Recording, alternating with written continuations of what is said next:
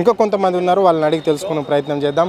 చెప్పండి అన్న, మీ డిమాండ్స్ ఏంది ప్రధానంగా? ఈరోజు ఇక్కడ మెడికల్ కౌన్సిలింగ్ దగ్గర హైదరాబాద్లో వచ్చి ఆందోళన చేయవలసిన అవసరం ఏముంది, ధర్నా చేయవలసిన పరిస్థితి ఏముంది, ఎన్నెల్ల పెండింగ్ వేతనాలు ఉన్నాయి మీ దగ్గర? నేను Telangana medical and health outsourcing contract employees trade union state vice president అంటే ప్రదేశ్ నా పేరు. గత 5 నెలల నుంచి అవుట్సోర్సింగ్ విధానంలో పనిచేసేటువంటి ప్రతి ఒక్క ఎంప్లాయీస్కి పెండింగ్ జీతాల కోసం ఈరోజు ఏదైతే మేము డిఎంఈ కోర్టులో ఏర్పాటు చేసినటువంటి ధర్నా ఏదైతే ఉందో, స్టేట్లో ఉన్నటువంటి ప్రతి ఒక్క గవర్నమెంట్ హాస్పిటల్లో 5 నెలల నుంచి పెండింగ్ జీతాలు ఉన్నాయి సార్. హైదరాబాద్ లోకల్లో ఉన్నటువంటి కొన్ని హాస్పిటల్స్లో మాత్రం లాస్ట్ 3 నెలల నుంచి జీతాలు లేవు సార్. మా ప్రత్యేకమైన డిమాండ్ ఏంటంటే గౌరవ ముఖ్యమంత్రి గారు ఏదైతే మేనిఫెస్టోలో ఇచ్చినటువంటి అవుట్సోర్సింగ్ విధానాన్ని రద్దు చేసి ఒక స్పెషల్ కార్పొరేషన్ ఏర్పాటు చేసి దాని నుంచి మీకు జీతాలు వేసి మీకు ఒక రెస్పెక్టబుల్ శాలరీ ఇస్తామని చెప్పేసి ఏదైతే వాగ్వాదం ఇచ్చారో దాని గురించి మేము ఈరోజు కొట్లాడడం జరుగుతుంది సార్. ఇంకొక విషయం ఏంటి సార్, మేము చేసిన కష్టానికి జీతం అడగడం వల్ల వీళ్ళు పోలీసు వ్యవస్థను పెట్టి ఇట్లా గందరగోళానికి గురి చేసి భయభ్రాంతులకు గురి చేసి ఎక్కడో తీసుకొచ్చి ఇక్కడ పడేయడం ఎంతవరకు కరెక్ట్? మీడియా వాళ్ళకు కూడా మీరు ఎక్కడ ధర్నా చేయాలనుకున్నారు? మరి ఇక్కడ మెడికల్ కౌన్సిలింగ్ దగ్గరికి తేవాల్సిన అవసరం ఏమొచ్చింది వాళ్ళకి? మేము గత 10 రోజుల నుంచి అందరికీ రిప్రజెంటేషన్ ఇస్తున్నాం. ఆఖరికి ఈ దగ్గరలో ఉన్న పోలీస్ స్టేషన్లోకి వెళ్ళి మేము రిప్రజెంటేషన్ ఇచ్చాము, పర్మిషన్ తీసుకున్నాము.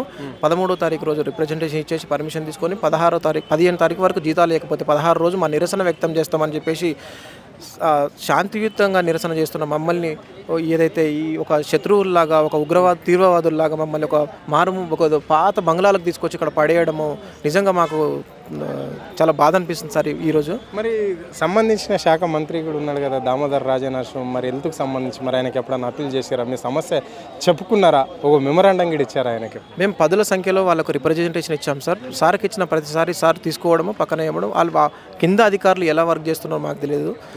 సార్కి ఇచ్చిన ప్రతిసారి సార్ తీసుకోవడము, ఓకే అనడం, తీసుకోవడం, ఓకే అనడం తప్ప మాకు ఎలాంటి రిజల్ట్ లేదు సార్. గత 5 నెలల నుంచి మేము శాలరీ రాకపోతే ఖాళీగా ఉంటారా సార్? ఎవరైనా చేసిన దానికి శాలరీ అడగడం వల్ల పోలీసు వాళ్ళని పెట్టి భయభ్రాంతులకు గురి చేసి మమ్మల్ని ఇట్లా ఇబ్బందులకు గురి చేయడం ఎంతవరకు సార్? కరోనా టైంలో మేము దేవుళ్ళు అయినాం, ఇప్పుడు దయ్యాలం ఎట్లయితాం సార్?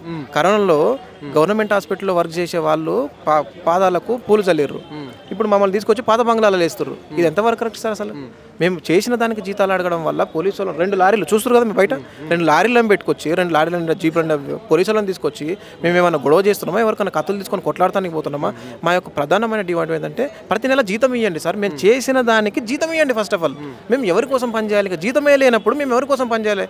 ఇప్పుడు మన జీతం ఏమైనా కొంచెం కట్ అయితే దాన్ని కొట్లాడడం అసలు విషయం వేరు. మేము చేస్తున్న దానికి మీరు జీతం ఇవ్వమని చేసి అడుగుతుంటే మమ్మల్ని ఇక్కడ తీసుకొచ్చి భయభ్రాంతులకు గురి చేయడము, మేము ఎలా వర్క్ చేయగలుగుతాం సార్? మీరు దేవుళ్ళు ఆ టైంలో 2020లో దేవుళ్ళు అయినాం, 2025కి మీరు గవర్నమెంట్ వేరే వాళ్ళు గవర్నమెంట్లో ఉన్నప్పుడేమో మీరు అపోజిషన్లో ఉన్నప్పుడు మేము దేవుళ్ళు ఆ హాస్పిటల్లో వర్క్ చేసే వాళ్ళు స్టాఫ్ ప్రతి ఒక్క 4th క్లాస్ ఎంప్లాయీస్ని మొదలు పెడితే డాక్టర్ వరకు దేవుళ్ళని మీరే మొక్కిర్రు. ఇప్పుడు మీరు సీట్లో కూర్చున్న తర్వాత మేము దయ్యాలము, శత్రువులము, ఇక్కడ ఇది ఎంతవరకు కరెక్ట్ సార్? మీరు చెప్పండి. అంటే హెల్త్ డిపార్ట్మెంట్లో పర్మనెంట్ ఎంప్లాయీలతోటి మీ కాంట్రాక్ట్ అవుట్సోర్సింగ్ సంబంధించిన వాళ్ళకు ఎలాంటి టార్చర్స్ ఉంటాయి ఎక్కువగా మేజర్గా? పై అధికారులు టార్చర్స్ అంటే సార్ మాకు టెక్నికల్ స్టాఫ్ పరంగా మాత్రం ఎలాంటి ఇబ్బంది, మేము డ్యూటీకి పోవడం రావడం అంతే, ఎలాంటి ఇబ్బందులు ఏముండవు. కానీ శాలరీ విధానంగా మేము ఒక డిగ్రీలు పీజీ చేసుకొని 22,000 జీతంతో ఎలా బతకాలి సార్? హైదరాబాద్లో 22,000 జీతం వస్తుంది ఇప్పుడు ఒక్కొక్క ఎంప్లాయీకి. హైయెస్ట్ జీతం ఇది అవుట్సోర్సింగ్లో పనిచేసే ప్రతి ఒక్క ఎంప్లాయీకి. అంటే బస్తీ దవాఖానకు సంబంధించిన వాళ్ళకి 14,000 సార్, 13,000, 12,000, 15,000. వాళ్ళకి ఇంకా 4th క్లాస్ ఎంప్లాయీకి 12,000 అంతే. ఈ టెక్నికల్ స్టాఫ్కి 22,750 రూపీస్. హైదరాబాద్లో ఎలా బతుకుతారు సార్ 22,715? ఇది న్యాయమైన డిమాండ్. మీ మీడియా మిత్రులకు కానీ విలేకరులకు కానీ న్యాయమైన డిమాండ్ అయితేనే ఇది వైరల్ చేసుకోండి. Okay, right. చెప్పండి, మీ ప్రధానంగా మీ డిమాండ్స్ ఏంటి? మరి ఏం అప్పీల్ చేయాలనుకుంటున్నారు ఇక్కడ రాష్ట్ర సర్కారుకు కావచ్చు, ముఖ్యమంత్రికి కావచ్చు? పెద్ద ఎత్తున కొన్ని వేల మంది ఈరోజు డిఎంఈ ముందు ధర్నా చేద్దామని చెప్పేసి ఏదైతే మేము కార్యాచరణ ప్రకటించిన వెంటనే ఆల్ డిస్టిక్ హాస్పిటల్స్ నుంచి వస్తున్నటువంటి మా స్టాఫ్ని అందరినీ కూడా అరెస్ట్ చేసి ఎక్కడికక్కడ బంధించి వాళ్ళని ఇక్కడికి రాకుండా చేసినా కూడా లోకల్లో కానీ వాళ్ళు తెలియకుండా రైల్స్ ట్రైన్స్లో చాలా మంది వచ్చినందుకు ఇంతమంది వచ్చినాం సార్ ఇక్కడికి. అయినా కూడా మా ప్రభుత్వం నుంచి ఎలాంటి స్పందన లేకపోతే ఈ ఉద్యమాన్ని పెద్ద ఎత్తున చేసి కార్పొరేషన్ ఏర్పాటు చేసే వరకు మేము ఊకునే ప్రసక్తే లేదని చెప్పేసి మీకు తెలియజేస్తాం. ఏజెన్సీలకు ఇచ్చేశారు కదా, ఏజెన్సీ పద్ధతి ఉంటుంది కదా అవుట్సోర్సింగ్ సంబంధించిన వాళ్ళది, మరి వాళ్ళది ఎట్లా ఉంటుంది? ఏ విధంగా మిమ్మల్ని టార్చర్ చేస్తుంటారు? ఏ విధంగా జీతాలు ఇస్తుంటారు? ఏజెన్సీ వాళ్ళు ఇవ్వాలి కదా. ఏజెన్సీ వాళ్ళకు ఫస్ట్ ఆఫ్ ఆల్ వాళ్ళకు రెన్యువల్ వేసే టైంలో ఒక ఎంప్లాయీ ఒక సంబంధించిన హాస్పిటల్కి గవర్నమెంట్ నుంచి 3 నెలల వరకు జీతం రాకపోయినా కూడా ఏజెన్సీ వాళ్ళు జిమ్మేదారీ తీసుకుంటేనే వాళ్ళకి ఇస్తాం సార్. కనీసము అక్కడ ఉన్న ఆఫీసర్స్ కానీ ఏజెన్సీ వాళ్ళు కానీ ఎలాంటి రెస్పాన్సిబిలిటీ ఇవ్వరు. జీతం ఎవరు వేస్తారో కూడా ఎవరికి తెలియదు, వాళ్ళు వేసినప్పుడు తీసుకోవాలి అంతే. మీరు మీరు కలెక్టర్ దగ్గర కానీ మినిస్టర్ దగ్గర కానీ మీరు తీసుకునేటప్పుడు ఏజెన్సీ విధానం తీసుకునేటప్పుడు మీరు 3 నెలల జీతం అడ్వాన్స్గా వేస్తా అని చెప్పేసి మీరు అగ్రిమెంట్ తెచ్చుకుంటారు. అక్కడ అగ్రిమెంట్ గుర్తు చేస్తే అగ్రిమెంట్ ఏం లేదండి, మేము ఇచ్చినప్పుడు తీసుకోవాలంతే. ఏ ఆఫీసర్కి వెళ్ళినా కూడా ఎలాంటి న్యాయం జరుగుతలేదని చెప్పేసి ఈరోజు ఇంత పెద్ద ధర్నా చేయడానికి కారణమైంది సార్. Okay, right.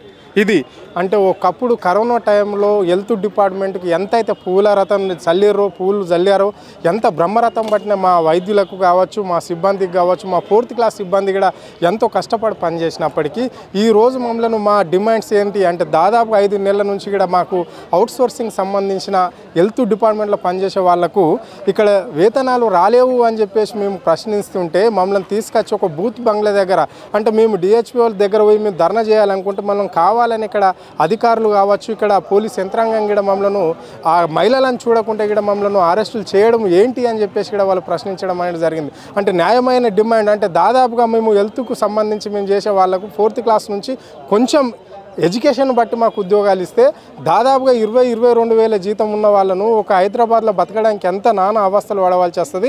దానికి కూడా 5 నెలల జీతాలు ఇప్పటి వరకు ఇవ్వలేదు అని చెప్పేసి మేము ప్రశ్నిస్తే మా డిమాండ్లను ఒప్పించుకోకుండా పట్టించుకోకుండా అధికారులు కావచ్చు, హెల్త్ మంత్రి కూడా దామోదర్ రాజనరసింహదేవి కూడా పలుమార్లు పోయినా కానీ మనం పట్టించుకోకుండా ఈరోజు మా న్యాయమైన డిమాండ్ గురించి మేము వస్తే మమ్మల్ని అరెస్టులు చేయడం ఏంటి అని చెప్పేసి కూడా వాళ్ళ నాయకుడు ప్రశ్నించడం అనేది జరిగింది. ఇదే వైఖరి కానీ ఇక్కడ కొనసాగితే మళ్ళీ కూడా ఇప్పుడు దాదాపుగా జస్ట్ ఒక 3-4 రోజుల నుంచి అనుకున్నాం, కానీ ఇప్పుడు ప్రతి సంఘాలను కలుస్తాం, ప్రతి రాజకీయ నాయకుడిని కలుస్తాం, భారీ ఎత్తున ఆందోళన చేపడతాం ఈ రాష్ట్ర వ్యాప్తంగా అని చెప్పేసి కూడా వాళ్ళు హెచ్చరించడం అనేది జరిగింది. మా వేతనాలు మాకు ఇచ్చేంత వరకు పోరాటం చేస్తామని చెప్పేసి కూడా ఈ ప్రభుత్వానికి డిమాండ్ చేయడం అనేది జరిగింది. కెమెరా పర్సన్ రవితో అరుణ్, ఆద్య టీవీ, హైదరాబాద్.